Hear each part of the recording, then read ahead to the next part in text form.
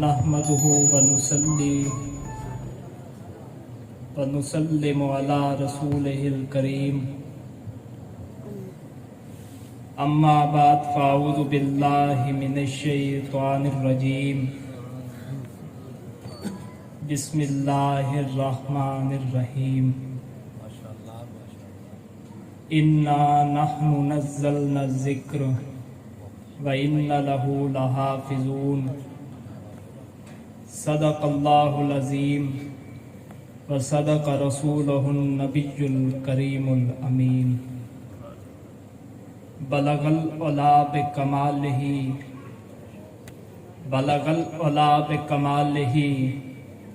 कशफ़त दुजा बिजमालिही बलगल उला बिकमालिही कशफ़त दुजा बिजमालिही हसनत जमीओ खिसालिही सल्लु अलैहि व आलिही।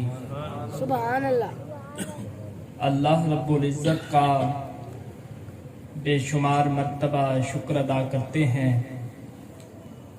कि उस मालिक कायनात ने हमें इस कदर खूबसूरत महफिल में आने की सआदत अता फरमाई। और दुआ है अल्लाह रब्बुल इज़्ज़त जो कोई जितने कदम चल कर आया है कदम कदम पर नेकियां अता फरमाए। आज हमने जिस उन्वान पर बात करनी है उसका लबे लुबाब अज़मत कुरान से मुताल्लिक है। कुरान पाक को हम तक पहुंचे हुए तकरीबन 1500 साल गुजर गए, लेकिन जब भी कुरान का जिक्र किया जाए यूं लगता है कि खुदा की रहमत नाजिल हो रही है। ये वो मुकद्दस और अजीम किताब है। अल्लाह रब्बुल इज़्ज़त ने बेशुमार किताबें नाजिल फरमाई, लेकिन तमाम किताबों का इल्म एक तरफ, इस किताब का इल्म एक तरफ। सरकार दो आलम सल्लल्लाहु अलैहि वसल्लम के ज़ाहिरी पर्दा फरमाने के बाद हजरत अबू बकर सिद्दीक रज़ी अल्लाह ताला अन्हु के दौरे हुकूमत में एक मुस्लिमा कज़्ज़ाब के खिलाफ जंग लड़ी गई, जिसे जंगे उमामा के नाम से याद किया जाता है। उस जंग में तकरीबन 600 हुफ़ज़ाए कराम ने जाम शहादत नोश फरमाई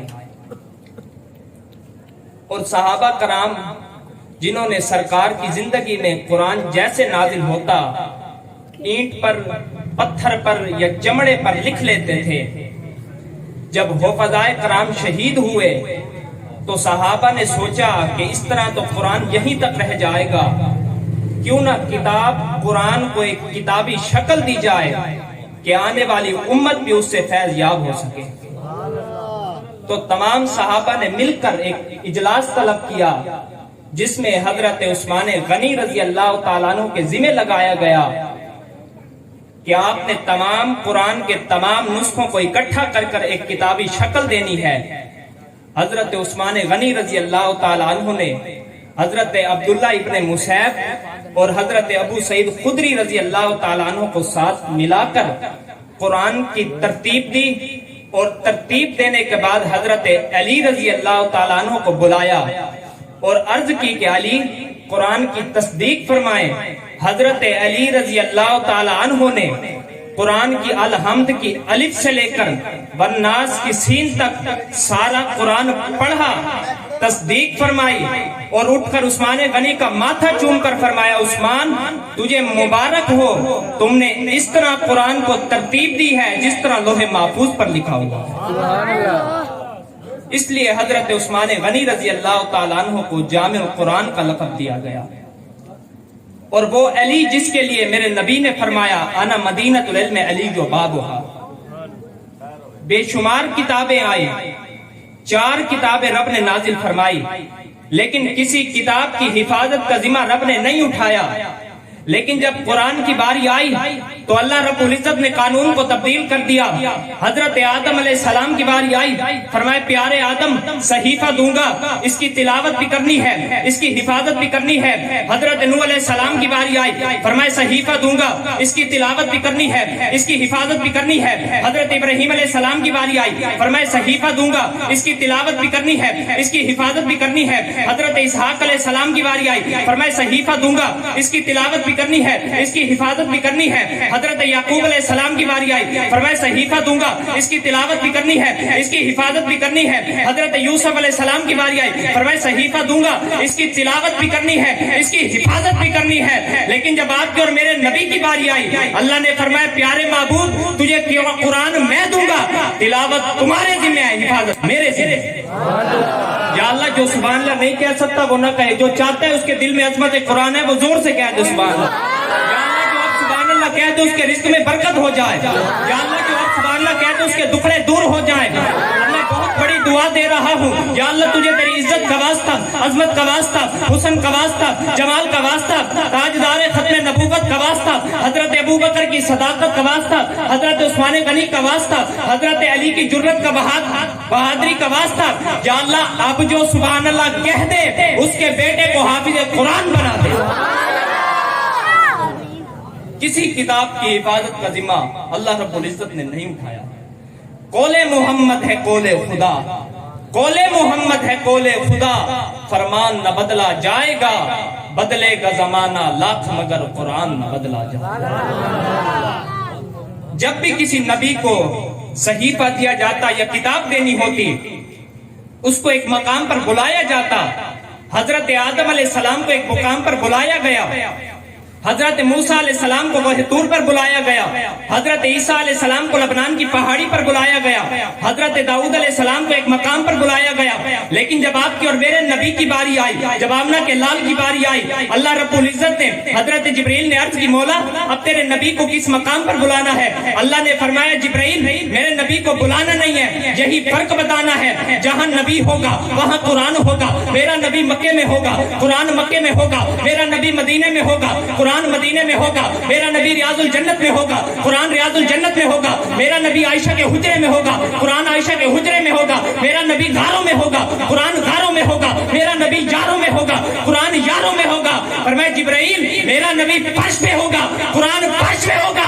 اور معراج کی رات جب میرا نبی عرش پر ہوگا, قرآن عرش پر ہوگا. فرمایا جہاں قرآن ہوگا وہیں نبی ہوگا, اور جہاں نبی ہوگا وہاں قرآن ہوگا. اور خود میرے نبی نے فرمایا, میرے نبی نے حضرت ابو بکر صدیق رضی اللہ تعالیٰ عنہ ساتھ تھے.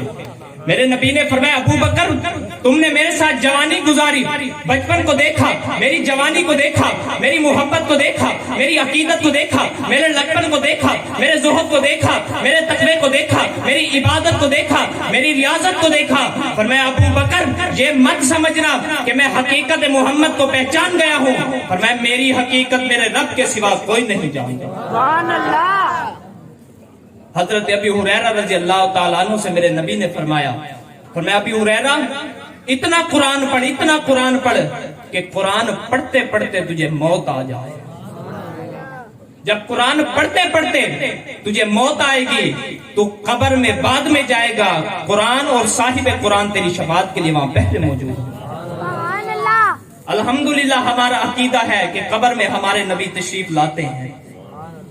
اعلیٰ حضرت رحمت اللہ علیہ فرماتے ہیں کہ جب میرا آخری وقت وصال آیا, آپ نے اپنے مریدوں کو بلایا, فرمایا جب میری قبر بنانا اتنی گہری کھودنا, اتنی گہری کھودنا کہ جب رسول اللہ تشریف لائیں تو میں احمد رضا کھڑا ہو کر اپنے نبی کا استقبال کر سکوں. سبحان اللہ. اور آپ رحمت اللہ علیہ نے ایک شعر لکھا, آپ کی روح کو وجد آیا. لوکاں سانو آن ڈرایا, آن ڈرایا, لوکاں سانو آن ڈرایا, آن ڈرایا, آن ڈرایا, رات قبر دی کالی تے اس سنیا اوتھے اس نے آنا جندے مونڈے او کملی کالی. اللہ رب العزت نے حضرت موسیٰ علیہ السلام کو تورات عطا فرمائی. حضرت موسیٰ علیہ السلام تورات کا مطالعہ کرنے لگے. حضرت موسیٰ علیہ السلام تورات کو پڑھنے لگے. تورات کو پڑھتے پڑھتے ایک ایسی امت کا ذکر آیا جو سب سے آخر میں آئے گی لیکن اس کا مقام زیادہ ہوگا. حضرت موسیٰ علیہ السلام نے رب کی بارگاہ میں عرض کی مولا یہ کون سی امت ہے؟ فرمایا پیارے موسیٰ یہ نبی احمد کی امت ہے. یا اللہ یہ امت مجھے دے دے. اللہ نے فرمایا نہیں موسیٰ یہ میرے نبی آخر زمان کی امت ہے. پھر حضرت موسیٰ علیہ السلام تورات پڑھنے لگے. ایک ایسی امت کا ذکر آیا جو سب سے آخر میں آئیں گی. وہ سب سے آخر میں آئیں گی لیکن ان کا مقام اعلیٰ ہوگا, ان پر مال فی حلال ہوگا. رب کی بارگاہ میں عرض کی مولا یہ کون سی امت ہے؟ اللہ نے فرمایا پیارے موسیٰ یہ نبی آخر زمان کی امت ہے. یا اللہ یہ امت مجھے دے دے. اللہ نے فرمایا نہیں موسیٰ یہ میرے نبی احمد کی امت ہے. پھر حضرت موسیٰ علیہ السلام تورات پڑھنے لگے. تورات پڑھتے پڑھتے ایک ایسی امت کا ذکر آیا جو سب سے آخر میں آئیں گی. وہ جہاں بھی جس وقت بھی اپنے رب سے دعائیں مانگے گی ان کی دعائیں قبول ہو جائیں گی. حضرت موسیٰ علیہ السلام نے رب کی بارگاہ میں عرض کی مولا یہ کون سی امت ہے؟ فرمایا پیارے موسیٰ یہ میرے نبی احمد کی امت ہے. یا اللہ یہ امت مجھے دے دے. فرمایا نہیں موسیٰ یہ میرے نبی آخر زمان کی امت ہے. پھر حضرت موسیٰ علیہ السلام تورات پڑھنے لگے. تورات پڑھتے پڑھتے ایک ایسی امت کا ذکر آیا جو سب سے آخر میں آئیں گی. ان کا کلام ان کے سینوں میں محفوظ ہوگا. حضرت موسیٰ علیہ السلام نے رب کی بارگاہ میں عرض کی مولا یہ کون سی امت ہے؟ فرمایا پیارے موسیٰ یہ میرے نبی احمد کی امت ہے. یا اللہ یہ امت مجھے دے دے. فرمایا نہیں موسیٰ یہ میرے نبی آخر زمان کی امت ہے. حضرت موسیٰ علیہ السلام نے رب کی بارگاہ میں عرض کی مولا مجھ سے نبوت لے لے, مجھ سے رسالت لے لے, لیکن مجھے اسی نبی کا امتی بنا دے. ارے محبت کے ساتھ محفل ختم قرآن میں آنے والوں اللہ تمہیں عزتیں اور برکتیں عطا فرمائے. اللہ تمہیں ہر دکھوں سے محفوظ رکھے. اللہ تمہیں کسی کا محتاج نہ کرے. اللہ تمہیں اولاد کی طرف سے خوشیاں نصیب فرمائے. اپنے امتی ہونے پر ناز کرو, اپنے امتی ہونے پر ناز کرو. اللہ نے فرمایا پیارے موسیٰ میرا نبی اتنا مقام والا ہوگا, میرا نبی جہاں سے بھی گزرے گا جنگل کے جانور اس کو جھک جھک کر سلام کریں گے. میرا نبی جس جنگل کے جانوروں سے گزرے گا جنگل کے جانور جھک جھک کر سلام کریں گے. میرا نبی جہاں سے گزرے گا درختوں کے پتے اس کو سلام کریں گے. پر میں پیارے موسیٰ سن لو میرا نبی انسانوں کو تو انسانوں کو جو اس کے سامنے پتھر ہوگا اس پتھر پر ایسی نگاہ نبوت ڈالے گا کہ پتھر بھی لا الہ الا اللہ کا کلمہ پڑھیں گے. ایک دن ابو جہل آیا سرکار کی بارگاہ میں, کہتا ہے کہ اے محمد اگر تو نبی ہے بتا میری مٹھی میں کیا ہے.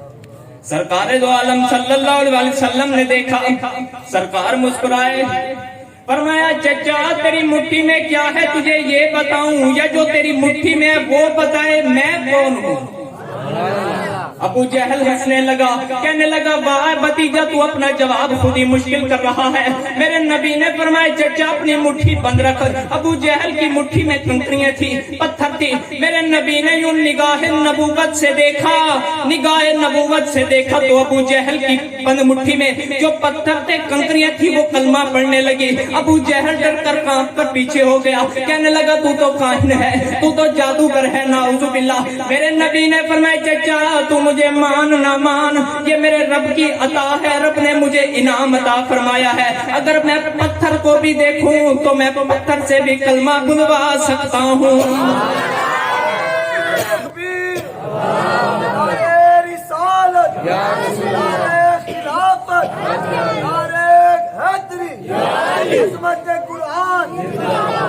اے محبوب کل سونا ختم رسول, سبحان اللہ. اے محبوب کل سونا ختم رسول, اے محبوب کل سونا ختم رسول. یا اللہ میں دعا دے رہا ہوں جو آج میرے ساتھ یہ مل کر پڑھ لے, آج رات کو گھر جائے تو اسے کسی بزرگ کا دیدار ہو جائے. اے محبوب کل سونا ختم رسول, اے محبوب کل سونا ختم رسول, اے محبوب کل سونا ختم رسول. جتوں لنگدا گیا رنگ لیندا گیا, جتوں لنگدا گیا رنگ لیندا گیا. لا الہ دی چھری جس دل تے پھیری, لا الہ دی چھری جس دل تے پھیری, پتھراں نوں کلمہ پڑھیندا گیا. دعا ہے اللہ رب العزت میری یہ حاضری اپنی بارگاہ میں قبول فرمائے. آمین ثم آمین.